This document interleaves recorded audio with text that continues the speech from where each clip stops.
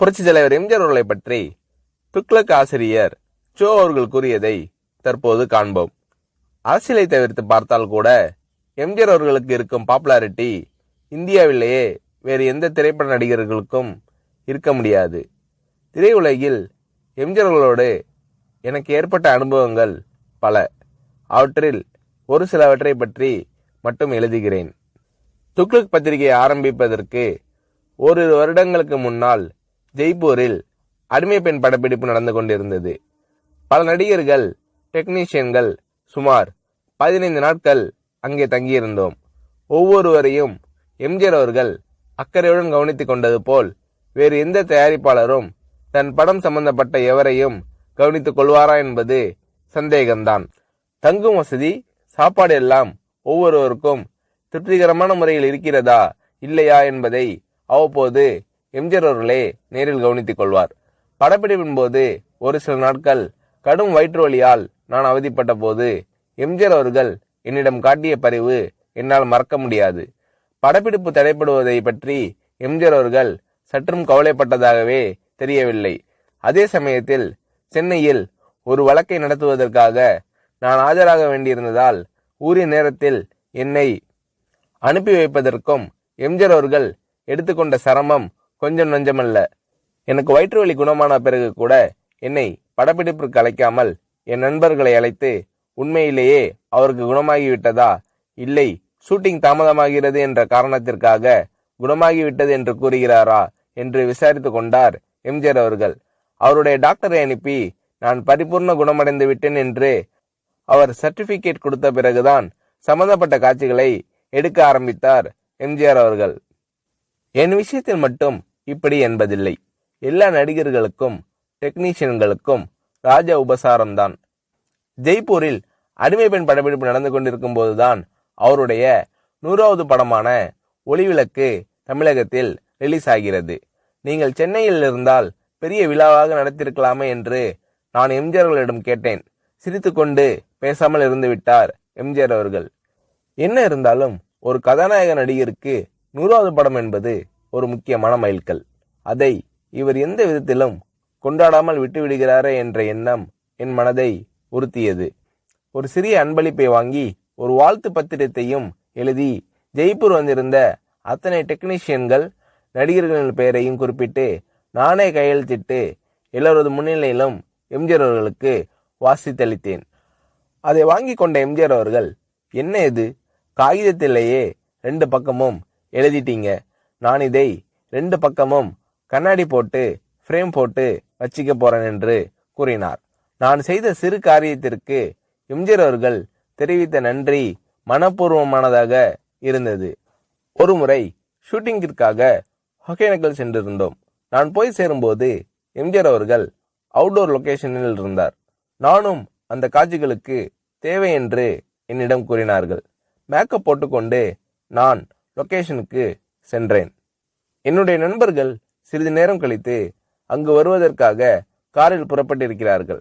இதற்குள் எம்ஜிஆர் அவர்கள் என்னிடம் லொகேஷனில் இடவசதி எல்லாம் சௌரியமாக இருக்கிறதா என்று கேட்டு தெரிந்து கொண்டார். அதன் பிறகு எம்ஜிஆர் அவர்கள் சம்பந்தப்பட்ட காட்சி முடிந்துவிடவே அவர் புறப்பட்டு போய்விட்டார். அவர் போகும் வழியில் என்னுடைய நண்பர்கள் காரில் எதிரே வந்து கொண்டிருந்திருக்கிறார்கள்.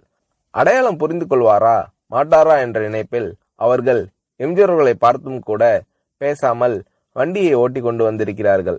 வண்டி அவர்களை கடந்து சில அடிகள் சென்ற பிறகு எம்ஜிஆர் அவர்கள் தனது வண்டியை நிறுத்த சொல்லி அவர்களுக்கு செய்கை காட்டி நிறுத்தி தன் வண்டியை பின்னோக்கி ஓட்ட செய்து இறங்கி வந்து எனது நண்பர்களை அழைத்திருக்கிறார். நீங்கள் எல்லாம் சோவின் நண்பர்கள் தானே, இடவசதி எப்படி இருக்கிறது, உங்களுக்கு போதுமா? சோவிடம் கேட்டால் அவர் எல்லாம் சரியாக இருக்கிறது என்று கூறி மழுப்பி விடுகிறார். ஏதாவது குறை இருந்தால் நீங்கள் சொல்லுங்கள் என்றெல்லாம் விசாரித்துவிட்டு அதன் பிறகுதான் மீண்டும் தன் வண்டியில் ஏறி புறப்பட்டு சென்றுள்ளார் எம்ஜிஆர் அவர்கள். மிக சாதாரண விஷயம் போல் தோன்றலாம், ஆனால் அந்த மாதிரி கேட்டிருக்க வேண்டிய அவசியமே எம்ஜிஆர் அவர்களுக்கு இல்லை. முகங்களை ஞாபகம் வைத்துக் கொள்வதில் எம்ஜிஆர் அவர்கள் வல்லவர். அதற்கு இன்னொரு உதாரணம். எம்ஜிஆர் அவர்களுடன் சத்யா ஸ்டுடியோவில் ஷூட்டிங்கில் கலந்து கொண்டிருந்தேன். என்னுடைய நண்பர் நீலு சில ஆண்டுகள் கல்கட்டாவில் தங்கிய பிறகு அன்றுதான் சென்னைக்கு திரும்பினார். என்னை பார்க்க சத்யா ஸ்டுடியோவிற்கு வந்தார். நான் அவரை எம்ஜிஆர் அவர்களுக்கு அறிமுகப்படுத்தி வைத்தேன். எனக்கு தெரியுமே, உங்கள் நாடகத்தில் இவர் நடித்ததை நான் தான் பார்த்திருக்கிறேனே என்றார் எம்ஜிஆர் அவர்கள். அதற்கு முன்தினம் எம்ஜிஆர் அவர்கள் எங்கள் நாடகத்திற்கு வந்திருந்தார்.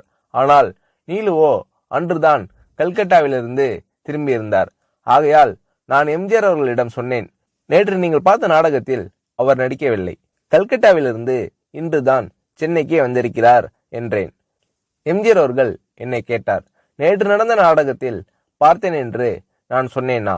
3 ஆண்டுகளுக்கு முன்னால் திருவல்லிக்கேணியில் என்கேடி கலா மண்டபத்தில் மனமொரு குரங்கு நாடகத்தில் ஒரு அடங்கா பிடாரி மகனின் தந்தையாக அரிசி வியாபாரியாக நடித்தவர் இவர்தானே, அதைதான் நான் சொன்னேன் என்றார் எம்ஜிஆர் அவர்கள். நானும் சரி, நிலுவும் சரி, இதை எதிர்பார்க்கவில்லை. இவ்வளவு ஞாபக சக்தியா என்று வியந்தோம். சினிமா நாடகங்கள், பொது நிகழ்ச்சிகள் என்று பல இடங்களில் பலரை சந்திக்கும் இந்த மனிதருக்கு இவ்வளவு கரெக்டா ஒரு முகத்தை ஞாபகத்தில் வைத்துக் கொள்ள முடிகிறதா என்று ஆச்சரியப்பட்டு போனோம். திரையுலகில் எம்ஜிஆர் அவர்களிடம் நான் கண்ட வேறொரு சிறப்பு, சினிமா டெக்னிக்குகளை அவர் கரைத்து குடித்திருந்த விதம். ஒரு நல்ல டைரக்டருக்கு வேண்டிய எல்லா தகுதிகளும் உடையவர் எம்ஜிஆர் அவர்கள் என்பதில் சந்தேகமே வேண்டாம்.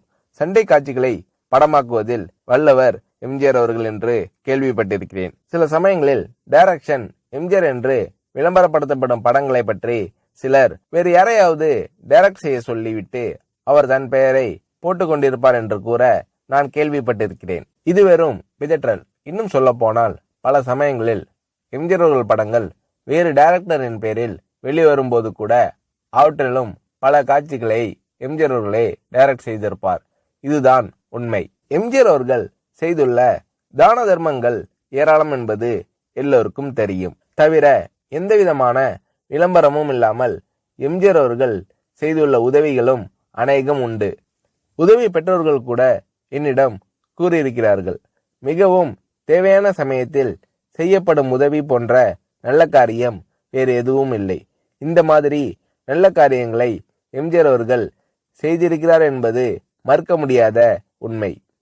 ஒரு நடிகர் ஒரு முறை என்னிடம் கூறினார், வீட்டுல ஒல வச்சுட்டு சோறு பொங்குற நம்பிக்கையோட ஒருத்தர் வீட்டுல போய் நிக்க முடியும்னா அது எம்ஜிஆர் தான், வேறு யாரும் கிடையாது. இந்த மாதிரி மனப்பூர்வமான சர்டிபிகேட் வேறு எத்தனை பேருக்கு கிடைக்கும் என்று புரட்சி தலைவர் எம்ஜிஆர் அவர்களை பற்றி சோ அவர்கள் கூறுகிறார்.